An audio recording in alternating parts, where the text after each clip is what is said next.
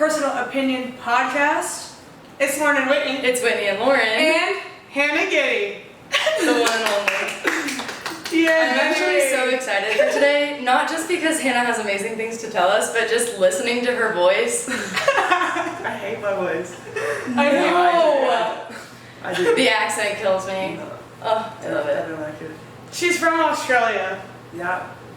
Shocker. I know. Why do you still have that? I'm okay. Did you want to say anything else before this? No. Okay. We're chilling. Anyways, if you don't know, Miss Hannah Giddey had an amazing college basketball career, and she has a lot of life stories and experience that we're going to dive deeper in today. So this is going to be fun. But to start off, we have I won't say the conference name, the 2025 Player of the Year, 2025 Defensive Player of the Year, also in 2024 and 2023. We have the the first team All-Conference 24-25, the second team All-Conference 2023, the All-American Honorable Mention in 2024 and 2025, and All-Region First Team Selection 2024 and 2025. And we also have the nation's leader in block shots in 2023. Now I'll get rid of this. Anyways, so as you can imagine, I couldn't remember all of that off the top of my head.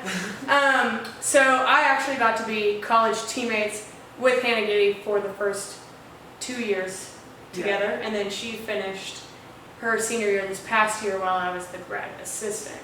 Mm-hmm. So we have a lot of stories, a lot of winning in our history. We had a point guard 5-man duo, so it was really fun.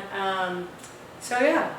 Let's rewind a little bit. Okay. Let's talk about your first year here coming from Australia to Tulsa, Oklahoma. Okay? Yeah. So let's talk about your experience of coming to a private school and the world of Division I basketball. Well, I think the world of Division I, it's a lot different to D2, I feel like. Just the facilities, how stuff goes on in a D1 compared to a D2. It's very more chill at a D2 compared to a D1. Yeah. But it was definitely a culture shock. It's a Christian school, and I didn't grow up Christian, so that was a culture shock for me. I had to attend chapel and Christian classes and stuff like that, which I wasn't used to. I had no idea. And my first day of my class, because I pulled up like 2 months late to school because of COVID, and my very first class, I remember the professor asked me to pray. And I didn't know how to do it, and I was like, no, I can't do it, I'm sorry. And he was like, oh, it's okay, we'll get someone else. I'm like, how would you ask a new student that? He didn't know I wasn't Christian, but also just like, I was new, so why would you ask me that? But I told him I couldn't do it. But yeah, I think that just was like kind of a shock to me how religious the school was, which I wasn't aware. But it was cool to experience a D1. I don't regret it at all. I'm glad I did it. But yeah, after I knew I was going to transfer, I knew I didn't want to go back to a D1 because I wanted to play, and I felt like I had a better opportunity to play at a D2 than I did at a D1 at that point of my career. But yeah, it was a good experience. I can't say I regret it. It was cool, but yeah, I'm glad I ended up where I ended up. So Talk about some of like the rules and stuff that you had to adapt to at that school, because I've heard. It's very strict. Yeah, it is. So talk a little bit about that. So if it was really hot, you couldn't wear shorts. Like you couldn't have your thighs showing. So like if it was longer than up to your knees, you could. Obviously, as a female, I'm not going to wear shorts that are that long. Right. So that was like, I was wearing sweats in summer, and I was sweating. But yeah, that was a rule. And then it was like, obviously the boys and girls dorms were separate. It's the same as at SNU, so they were really strict on that. But we had someone sitting at the dorms doors 24/7. So like when I was coming down for a 6 a.m. practice, there was a lady sitting there at like from the hours of 12 a.m. to 5 a.m., which was crazy to me. So we were always being watched, and as a freshman we had a curfew. I think it was like 1 a.m. You had to sign in and stuff like that. It was strict, but SMU isn't far behind it. So yeah.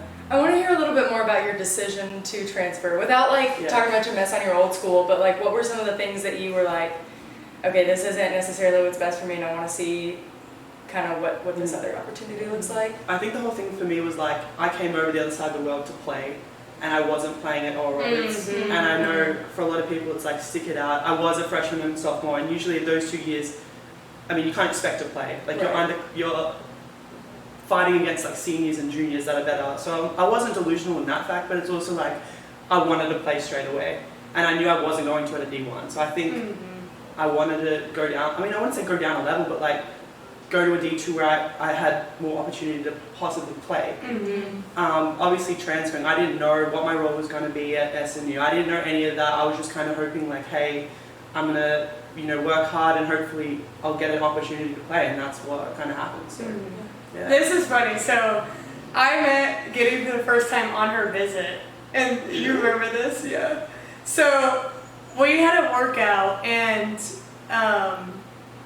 I was a point guard, Giddey's a 5-man, so normally 5-men don't shoot threes. Oh, we had a workout together. And I forgot about we had a workout together, and she, like, our coach made her shoot so many 3-pointers. I've never And done it's that in like, my life. bro, she doesn't shoot threes. It was like, you could just tell you were just so, like, why are we even doing this, bro? Like, I'm not going to be able to shoot threes. Yeah. Did you ever put up a 3 in a game? No, bro. The one at ECU on the Oh, buzzer, yeah, that was funny, dude. but never like set. On like I a would shot never shoot clock. it. On the shot clock round, yeah, and I had to shoot it. Yeah. It actually got us going. Like from in. half court? It was like a little pass top of it. It was like finicky. quarter court. Oh, okay, yeah. okay. But it was just so random, because, like, when are we going to, when are we ever going to have you shoot threes? Never. And you never did. No. 3 years there, never did. Anyways. Yeah, I know. Wow, we were going through a shooting workout, shooting threes. Yeah, I was never gonna shoot. I don't know. Funny. But that was crazy. I forgot about that. Yeah. Wow, that was a long time ago. That was like 4 or 5 years That was ago. wild. That was crazy. Yeah, that was crazy. So talk about, like, I guess you talked about your transferring. Yeah. So talk about how your life kind of shifted, like, when you transferred, because you moved in with your brother, you did all of that. Like, Yeah. talk a little bit about, like, the behind the scenes kind of stuff. Well, that was the kind of when I wanted to transfer, I told my brother that, and he was like, come live with me, help me out at the house, and so you won't have to live on campus. And I was like, okay, that sounds good. Like, I want to do that. So then, obviously, SMU is the closest school to him, and obviously my coach at Oral Roberts knew Coach May, and so like that kind of all happened. And then, honestly, I really wasn't looking at any other school besides SMU. Like, once I visited there, I knew that's where I wanted to go. And so I guess, you know, I commit there, and then I moved in with him for 2 years, and that was really fun. Like, I loved living with him, and you know, that was a great time. But yeah, I mean, that was kind of behind the scenes, and I think people thought I moved to Oklahoma because of him. Right. Really, I was there before him. Right, that's which true. I hate Yeah. when people say that, because I'm like, no, I didn't follow him. Like, I was at Oral Roberts before he got drafted. Yeah. But yeah, it was a cool experience to like live with him and like get to go see his games, and you know, he came to a lot of our games, as you guys know. So it was fun, and I had a great time living with him. Yeah. But, yeah. Yeah, you got to experience more, like, you got to go to a lot of his games, and like vice versa, like you just said. So like shifting a little bit like away from basketball just a tad, like how was it like for your parents, you know, being able to like travel one time and seeing both of you, like, and then obviously you have siblings, so what was that like for your family dynamic as a whole? I mean, it was perfect. Like it was. I mean, we got to spend Christmas all together in Oklahoma for 3 years in a row. I think it was honestly the perfect scenario being here together. It made the trip over here so much easier for, you know, my mom and dad and my sisters. And when they would come, it would just feel like we were at home again. Right. Like, you know, so it was, and they loved it because they could watch him and they could watch me. So it was best of both worlds. And I mean, I loved it because I got to spend time with my sisters. I'm really close with them and my mom and my dad. So it's always super fun when they come over. But, you know, it's been a bit different this year, obviously. We haven't been all together. I mean, in one state besides Christmas time. But, yeah, I think that was, we couldn't have asked for a better scenario than us both ending up in Oklahoma and living together. And knowing, like, Mum, I think, felt better knowing that we were together. Absolutely.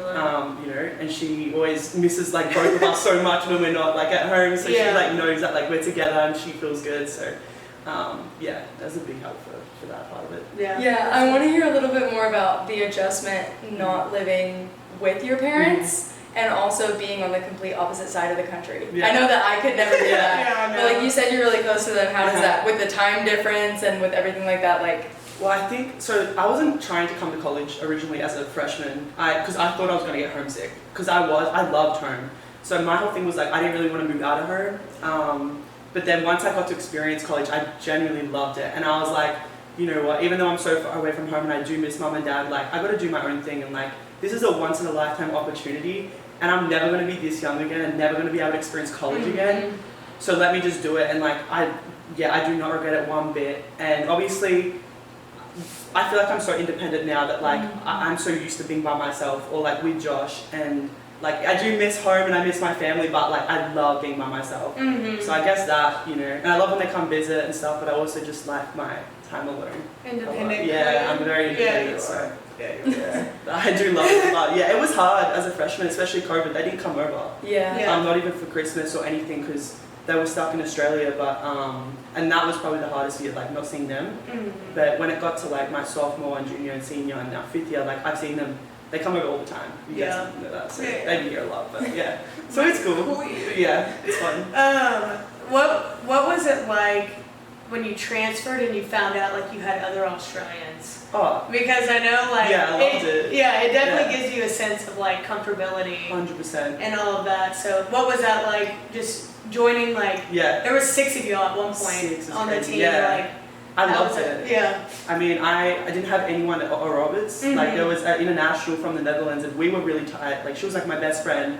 But when I found out there was Australians on SNU, like I was so happy because I was like, it feels like home, and you know, like people, I can relate to like. Obviously, can relate to the Americans, but like I don't know, the Australians get me on a different level, you know, because they're from home. But you know, we have so much fun together, and like they're some of my best friends. So like, yeah, I did love having them on the team with me and playing with them. Did you feel like that some of you guys took the adjustment very differently? Like, I know that like some of them came in as freshmen and you met them as freshmen when you were a junior. Yeah. But like, how do you feel like your experience and their experience like stacks up? Because I know you moved here during COVID. Yeah. And I'm sure like a couple of our teammates a few years ago also did.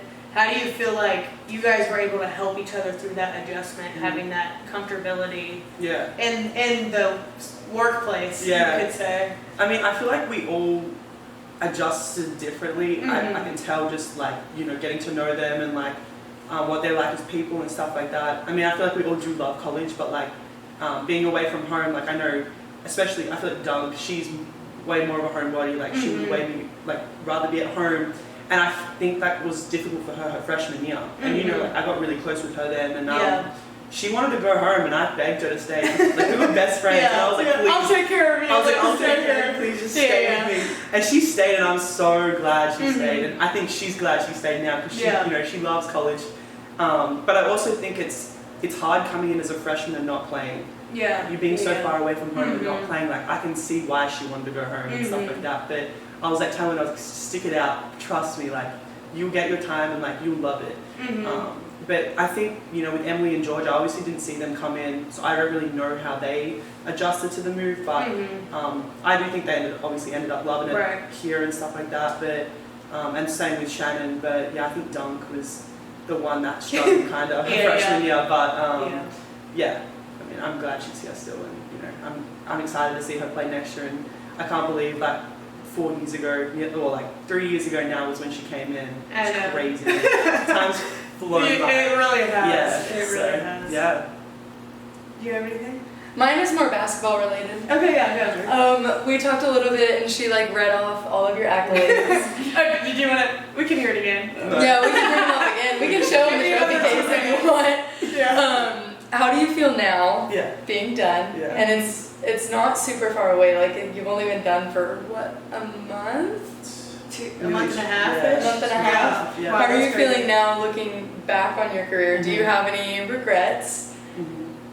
And you don't have to go into a lot of detail, like if that makes you emotional, that's fine. But also, just how are you feeling, like looking back on your career and being kind of done? Yeah, I mean, I'm super sad. Like Lou knows, like I like love this year, and I loved playing my 3 years here. Like I wish I had another year. Like I would do it. I felt like I'd grown as a player from junior year to now, I just look back and I'm like, wow, like I've grown so much as a person, often on the court.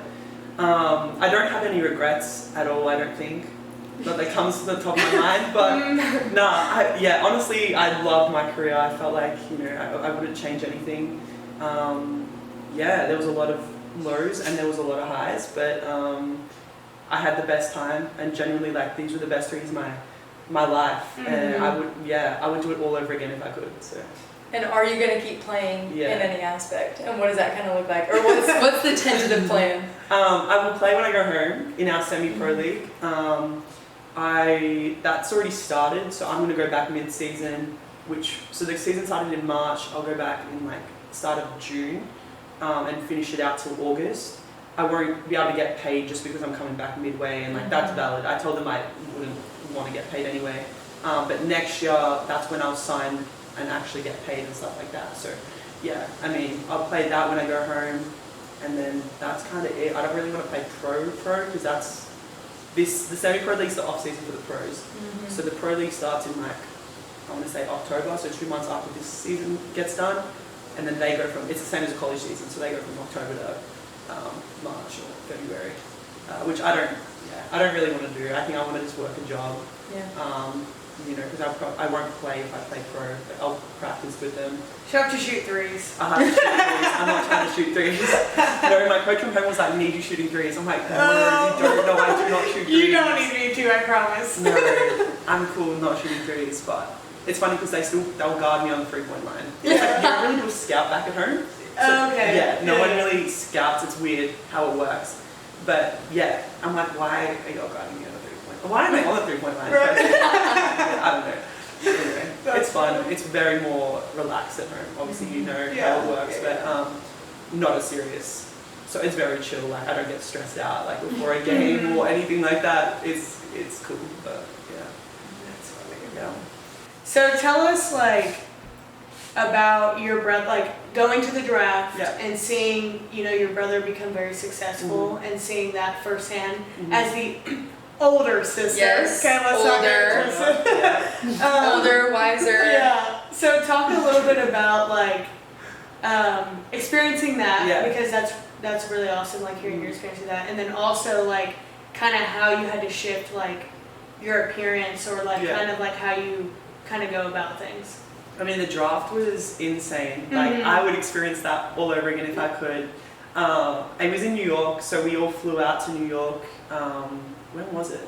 I want to say like, it was just after COVID, so it was like July, I think. And I had to wear a mask on the table because I wasn't vaxxed.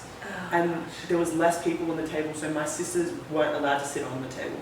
They were in the stands with like some of these people, but I was lucky I got to sit on the table because I was like, if anyone's going to sit, like, it's me. Like, I'm older, like I'm, So I told him everything he knows. I'm sitting on the table. I'm not sitting there. So it was me, him, mum and dad, and then his agent, and then one of the other guys that works for him.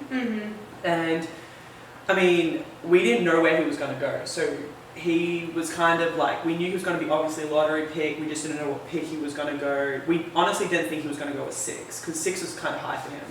But we had a good feeling he was going to be going to Oklahoma. We thought like.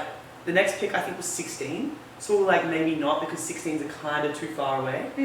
But then obviously they had pick 6, and when the timer was counting down, it got to like 20 seconds, and no cameras were at our table. So I'm sitting there thinking like, oh, he's not going to the Thunder, and Mum was like telling me, she was like, don't be like upset if he doesn't get picked, and I was like, I'm not going to be upset. Obviously, like, I wanted him to go to the Thunder because, like, I was in Oklahoma, but I was like, I don't care where he goes. Like, I'm just happy for him, regardless. And then it got to, like, it just started counting down, and the cameraman just, like, rushed to our table. All of them, And I was like, oh my God, like, he's going to get picked. Like, this is going to be him. And then they announced his name, and, like, literally, I was shaking. I was just, like, so happy for him. It was a crazy experience. He went up there and got his hat and shook, Adam Silver's hand, and then they came and got us like 20 minutes later. They came and get the family. We go to a room, there's like food and all the other draft picks were in there. Got photos and like did all that kind of stuff, and then went to a steakhouse for the rest of the night, and just partied away. Yeah. And then we went to OKC the next morning, like early. Yeah. Oh wow. On a jet, we all flew on a jet with Trey Mann and one of the other picks who got picked at, for Oklahoma. But yeah, it was a fun experience, the draft. But I think our life, like, I mean, it has definitely changed. Obviously, his life's changed dramatically. And like, I mean, I wouldn't say like my life's changed a whole lot, but like it is just being cautious of like what I post on social media and just stuff like that. I don't know, like out in public. I mean, when I go to no one knows me when I'm out in public, but if I go to a game, right, people do notice me, especially like just on TikTok and stuff like that. If I post videos of Josh and stuff like that, you know, Josh reposts my stuff, people do recognize me sometimes, and they'll come up and be like, hey, like, are you Josh Giddey's sister? And I'm like, yeah. And like, can we get a photo? I'm like, yeah, that's fine. Which is weird to me because I'm like, why would you want a photo with me? Like, I'm not the famous one, you know what I'm saying? But it's funny because people here are so like, I feel like Thunder, because it's like the biggest thing in Oklahoma. Yes. You know, there's just like so many people that are just like big fans and stuff like that, which but it's been cool, like seeing how like his life has changed. I think he's adapted well, but it's also like I know he does miss certain stuff that he can't do anymore, or like, you know, he can't be out in public and not get noticed. Like he's always going to get noticed anywhere he goes, especially when we go home in Melbourne. Like he's tall, he gets noticed, everyone knows who he is, so it's like he can't do stuff without, you know, people. So what is your life when you go back to Australia? Like what is your kind of, you said he gets noticed a lot, but like, I mean, does it trickle down to you there too? Not really. I mean, unless we're in a basketball gym, then yeah, because I mean, my parents played for the club I play for, and I can, you know, I played for my whole life there. So that's the only time we'll get like noticed, I guess. But if we're out in public, I'm chilling. Yeah. Unless I'm with him, obviously. Right. I want to go back to like the social media thing. Did you have any help like with any of that, or were they just like, hey, watch what you post? Basically, just like watch what you post. There was no help, I guess. I think there was no worry about that because what me and my sisters already posted was nothing bad. But yeah, it was just kind of like, you know, when stuff happens, not to talk to people, not to say anything, just keep it within the circle, kind of stuff like that. I mean, yeah, there wasn't really help, but yeah, we kind of.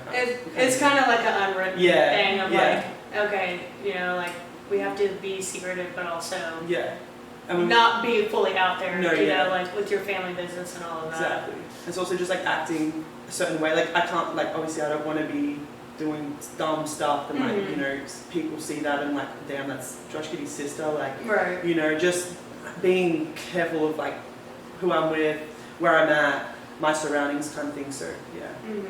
But other than that, it's pretty much the same life as I lived before he got drafted. Yeah. Yeah. So what is your experience like with dating? Like what?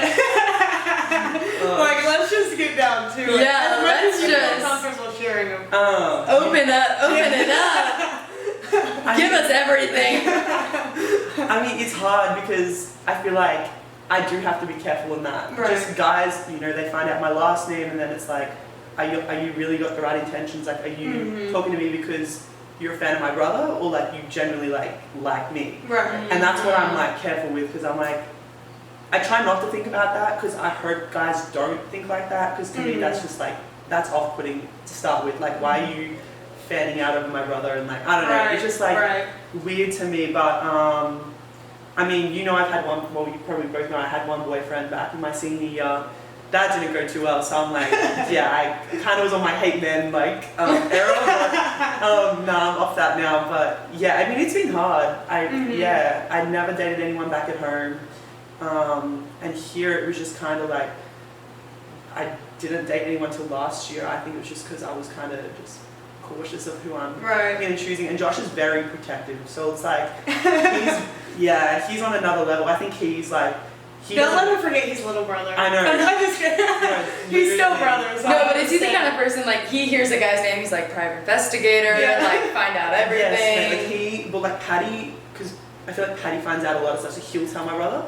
And then so can you explain who that Patty is. Yeah. So Patty is my brother's best friend who lives with him now. Yeah. Patty lived with us last year, so Patty and me, Patty's like a brother to me, so Patty knows a lot of stuff, but You won't care if we name drop, right? no. Okay. But yeah, I mean, I think he's just protective, and the fact is like he doesn't want a wrong guy being around our circle.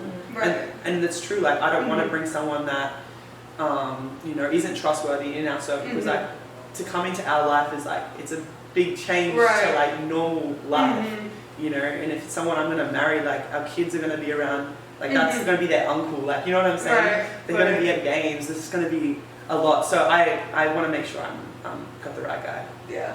And I'm sure like you're the same with Josh. Like if Yeah. you were to bring Oh, home somebody that you 100%. like, you have to private investigate. Yeah, I'll have to everything. investigate for sure. Yeah. Yeah, he's already got 3 sisters, so him Yeah. coming bringing another girl. That's true. Yeah. It's gonna take a lot. Yeah, it's taking a lot. So, okay, so with fame comes like there's always just gonna be random stuff that Yeah. pops up, and like with him being traded or whatever it is, like people are gonna want to know everything about his Yeah. life. How have you kind of navigated not invading his personal space Yeah. and not trying to spill all of his tea, but also like you've got a lot of eyes on you Yeah. just for random stuff? Yeah, I mean it's not challenging. I just would say like I try not to like tell people too much personal stuff. I mean I would never, you know, tell people stuff that's going on behind the scenes, but more broad. I don't know how to explain it. It's just, I mean obviously you know there was stuff happened, and like that was a big part of like I was living with him, so like I was dealing with that personally and like helping him, and so like that was a tough time. Obviously people were wanting to know everything about that, and I couldn't speak on that, so it's like I just had to tell them like, look, like don't believe everything you hear, but like this is, I can't really speak on it. Right. It's a private matter. Yeah. You can't go. And that's the thing, it is legal matter and it's a private matter, which I Right. legally couldn't speak on it, but you know, I think that's what comes with fame, is like stuff like that, and I felt bad for him, but he had to deal with that, and so did we. Had like my family, like we were getting like DMs and like threats and stuff like that, and it was crazy time. And you know, like at games I was getting like Yes. screamed at on Yeah. the sideline by fans. There were which is- some people who basically would get kicked out of the games because of some of the stuff that they would scream at you. Yeah. And like being on the staff side, like this last Yeah, year, this like last year. we did not mess around with that. Like we were like, hey, if you guys hear anything, like we will tell the refs to stop the game. Yeah. And like we have to get people out. Yeah. Because this obviously, it ultimately has nothing to do with you. No. Yeah. So and like it's it's people not that fair. don't know anything. No. Right. And that's the thing, it happened this year, which shocked me, because I'm like, it's been a year. It's, Right. you know, we're over that. And like, to happen in Oklahoma, like Mhm. at a school like that's like 15, 20 minutes away from here is crazy to me. Yeah. Um, Especially with how supportive the everyone, organization and like Yeah. the fan base was towards that whole situation. Yeah. 100%, and that's what shocked me. And it was like men's basketball players too that were yelling it out. Yeah. And I was like, yeah. that is crazy to me that y'all out of all people know how it goes, and y'all are yelling stuff out at me. And that honestly upset me, because I was like, you know, to me it's like, why would you even yell something out like that? Right. But I had a good game that game, so I didn't care. But no, but it's, you know, it's hard, but I mean that's just the challenges of, you know, having fame and having to deal with fame that comes with it. And I mean, yeah, I kind of try to just, you know, be there for him and not like I don't want to tell people stuff that's going on, Right. obviously, but yeah, I don't know. It's kind of it, but yeah. Yeah, so talk about like a little bit of the hate side. Like talk about like the not so bright and Yeah. fabulous times, you know, like talk a little bit about some of like your emotional times without, you know, Yeah. diving too deep, but like, Hate on his part or yours. okay. Like the hate that you were getting with certain things that one, you may have had nothing Yeah. to do with it, or Just because of who your brother Yeah. was. yeah, just because of, you know, like in our games, like you did shine bright, and so like people didn't like you for that Yeah. because you were good. Yeah. And then like obviously Oklahoma, I'm sure, has seen you on the news, you know, talk about a little bit about your career and all of that. Yeah. And then like they've highlighted, you know, like your journey as well, Yeah. like kind of through spotlights like that. Right. But also talk about like your journey through the non-fun parts, Okay. like kind of like how you've handled the hate, like Yeah. comments on Instagram or Yeah. comments on TikTok, like how do you navigate that mentally and how do you kind of block that out? I mean, obviously, like when that whole thing was happening my senior year, Mm-hmm. I was getting like like we had to turn comments off on like a mic Oh, video yeah. I did. Do you remember that? Yeah. Because it was just people commenting hate, and like Mhm. I was looking through my DMs, and I try and never look through my requests, but I looked through them, and there was just DMs of just people like threatening me, threatening my family, Mhm. hating on me, hating on my brother, and obviously that stuff like that hurts. Like I don't like to let that stuff get to me, but you know Yeah. that, especially when all that was going down, like I was like, this is not what I want to see. I was about to go in season, and I'm like, I need to focus on that. And I feel like I was really good at blocking that stuff out. Even at games, I kind of, you know, I didn't let that stuff try and get to me. Just played my game. Just obviously, it's hard hearing your name getting called out on a free throw, or like, you know, when it's dead quiet. It's not what I want to hear, but. At the end of the day, some people are mean, and you know I can't control what they're gonna do.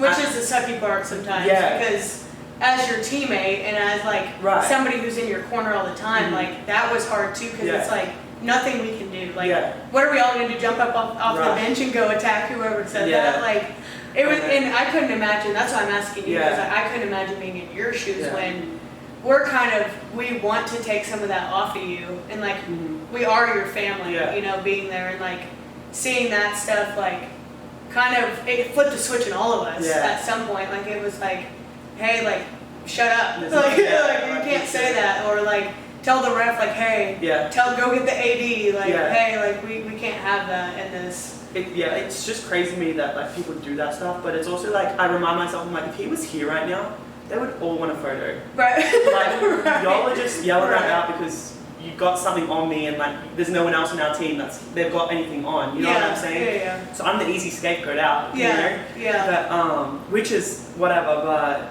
yeah, I mean, I think mentally, like I'm already pretty mentally tough as it is. So I think that like it didn't affect me a whole lot. I kind of just didn't think about it and didn't let that eat me up. But I had, you know, obviously I have a good support system here. Like you guys, my teammates, and my coaches, and everything like that. So I think that really helped. And I think just living with my brother, like even though everything was going down, like being by his side and being with him, like I felt okay. And I think that helped him as well, me being there for him, which I'm glad I was, because you know that was a dark time for him, and so I'm glad I was there for him, and you know he was there with me, so you know we had each other's backs. So. Yeah. So we covered like you came to Oklahoma first. Yeah. And then he got drafted here. Yeah. And then he gets traded. Yeah. And you decided to stay here and finish your basketball career and your school and everything at the school that you came in Oklahoma City. Yeah. Talk about like a little bit of that transition, because now you're living on your own. You don't have him. Yeah. And you still, of course, have the same family and friends around, but like not. Like you guys are now separated. Yeah. Like you're almost like twins being separated for the first time in life. Like how was that transition for you? Yeah. It was weird being obviously when he got traded. I was actually pretty upset about that. I mean, I wasn't upset because I knew it was going to happen. I think it was just more like it had set in. I'm like wow, he's really leaving. And you know, like he loved the organization here, and like my family loved it, and like we grew like really strong friendships and stuff with people here. So that was sad, but and I knew like that was coming, so I wasn't, you know, shocked at that, nor anyone was. But I think, you know, even thinking about like, wow, do I even come back for like, you know, my 5th year here, or do I transfer to a school up there? But I was like, you know what, SMU's been so good to me that I don't like, it's too good to give up. Like especially like, you know, Coach May's been so good to me these 2 years. I'm a loyal person. Like I don't want to just leave. Like I got to do my own thing. And at the end of the day, like I can go to Chicago whenever I want. Like you know what I'm saying. So I was like, let me do my 5th year here. I know what I'm getting. I know what I'm coming back to. Like I love like I've been here for 3 years and I hate change. So I was just like, to me, I don't want Me to change. too. Yeah. I literally can't Yeah. stand change. So I was like, you know, I want to come back and do my 5th year, and I'm so glad I did. I don't regret it at all. And yeah, I mean, it was hard living without him. I mean, like, he was a big help. Yeah. And I mean, I was to him as well. So I think even me not being there, he was kind of like struggling for a little bit. But you know, Paddy's there, so he had help from him. But Yeah. I mean, I love living by myself. Yeah. You know, I've said that too. So it's been good. It's just been different, Mhm. having to do stuff, you know, without him. But and especially just not being able to watch his games. That's what like kills me, because I Right. love watching him play. So not being able to go to every game, I'm like, oh, it really annoys me. But I watch him on TV, so it's fine. He'll be fine. Yeah, he'll be fine. I would get to watch the rest of his career, but Yeah. yeah, I did love really going to Thunder games like Yeah. every single other day Yeah. to watch him play. They're so fun, so yeah. Yeah, all we would see is just kids sprinting out of the locker room like, guys, I gotta go. Yeah. I got like, they started 10 minutes ago. And I Coach gotta Nate go. would like, practice would go for too long. I'm like, oh my god, I gotta go. I'm gonna miss the first quarter. Like, Yeah. come on, coach. I'll get there by halftime, I Right. guess. Yeah. Literally, I would pull up at halftime sometimes. Yeah. Yeah, but I would go. So, yeah. So, what's next for you? I know the wonderful question after people get done with their careers. Yes. Well, I'm gonna go home in end of May. I booked my flight, and I'm probably just gonna stay in Australia for the next year up until I graduate in May, Mhm. just because I can't legally work here while I'm on a student visa. Well, I technically won't be on a student visa because I'm back at home. But if I was to come back to the States, that's what I'd be on, because I'm still at school, enrolled in SNU. So I just think it's best if I go home and work, get a job, full-time job, and then get some money after I graduate, and hopefully come back here and get a job and start, I don't know, live my life here, I guess. I don't know, in Oklahoma. I was about to say here as in Oklahoma, or here as in Chicago, or maybe here, maybe Chicago. I'm not sure yet. Yeah. I'll figure it out, but It's yeah, fair. not trying to look too far ahead. Yeah. What were some of the biggest lessons that you learned through college that you think are going to prepare you for the next phase of life? Or even like if there's someone watching that wants to play college sports, like how would you prepare them, or like what advice would you give them? I feel like wow, that's a good question. I don't know. I feel like you really have to love the sport to come to college. 100%. If you don't love the sport, like, do not come, or do not be a part of the team, because trust me, it's a full-time job. Like, we have 1 day off a week, and if you don't love it, like, you're gonna hate it. And that's what I told my sister. I said, you know, she wanted to come and obviously get a free degree and get a scholarship, and I'm like, at the end of the day, if you don't love the sport, you're gonna hate your life here.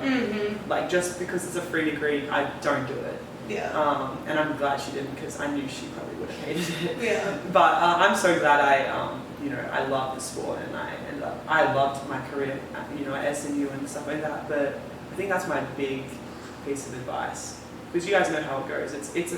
There's some very much like low points of college sport, and it's like, how do you persevere through that and stick with it? It makes it all worth it in the end when the highs are the best times. Right. And yeah, I mean, Lord knows, we've had some lows and we've had some high highs that I wish I could do all over again. Wouldn't change it for anything. So yeah, I guess that's my little piece of advice. Do you have a favorite memory?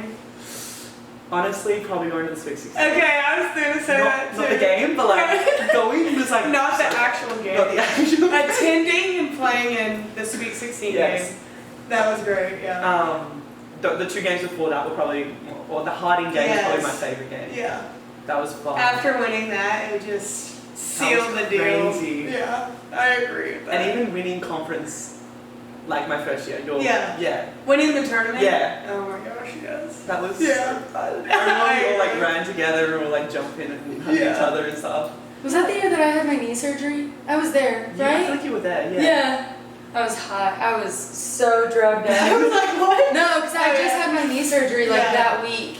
And I just remember watching, I was like, let's go. Were you at the Let's game? go. Yes. Yeah. I was hobbling around on my crutches. Oh, But no, it was great. Yeah, it was we great were to be able to totally watch that. Yeah. Don't get me wrong, I love this year, but yeah. last year, I don't know, I feel like you can't do better than that. So That's fair. it was good. Yeah. Well, you can. Just don't lose by 40. Yeah, right. It's fine. To the national championship. Yeah. It's fine. Anyway. Anyway. Aside from sports, any takeaways? Honestly, I don't know. Sports is everything. Yeah. Basketball is Wait, everything. Let me think. Besides from sports, gosh, I don't know. You now have a degree and you're getting another one. I know. And it's both also in sports, right? Yeah. I don't know. I mean, you learned it to live on your own in Yeah. a different country. You know, that Yeah. could be a key takeaway in real life. You mean saying like, how do you want, like, how are you doing that thing? Because your question was key. What was your key takeaway outside of basketball? Yeah, like your key takeaway or like the main thing that you've learned maybe about yourself or about how to do life Yeah. that I feel like one, just take a risk. Like, I feel like me personally, I did that my Yeah. freshman year. I wasn't going to do it. Mm-hmm. And my parents were just like, if you don't like it, just come home. Yeah. And I was like, you know what, that's so true.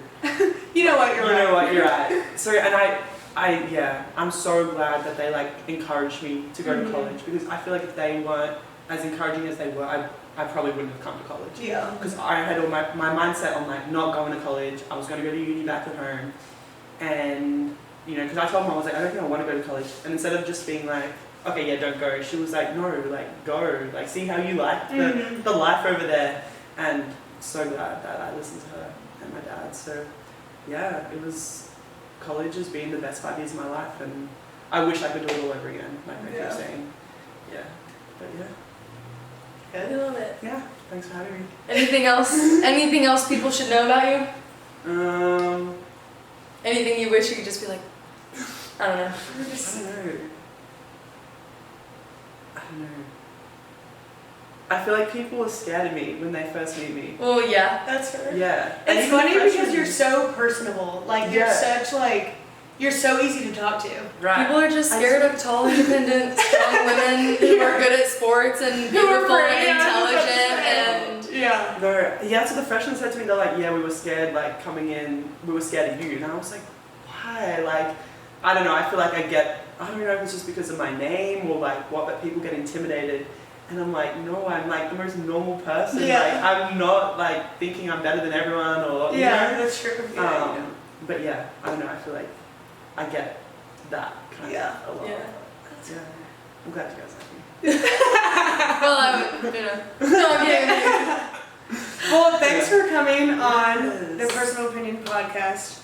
Per usual, this is our personal opinion. We have Miss Hannah Giddey, who came to share a little bit more about her life. And it's been such a blessing to be a part of her life the past 3 years. Yeah, that was so fun. 3 years, 2 years as a teammate, and that was fun. That was great. We accomplished a lot together. together. And you coached me. It's crazy. And then I was her coach. So yeah, no. But yeah, as always, I got your back. And we've got your back. Yeah, we've got your back. No, seriously, like, in Eric- September, you call Yeah. Eric- Follow us on Instagram and TikTok at podcast.personalopinion or Facebook and YouTube at Personal Opinion Podcast. Happy Monday. Or any other day that you're watching this podcast. And we'll see you. Oh wait, I got your back. I got your I back. got your back. I got your back. Hey, and we've got your back. Have an awesome week. We'll see you guys next week. Yep. Bye.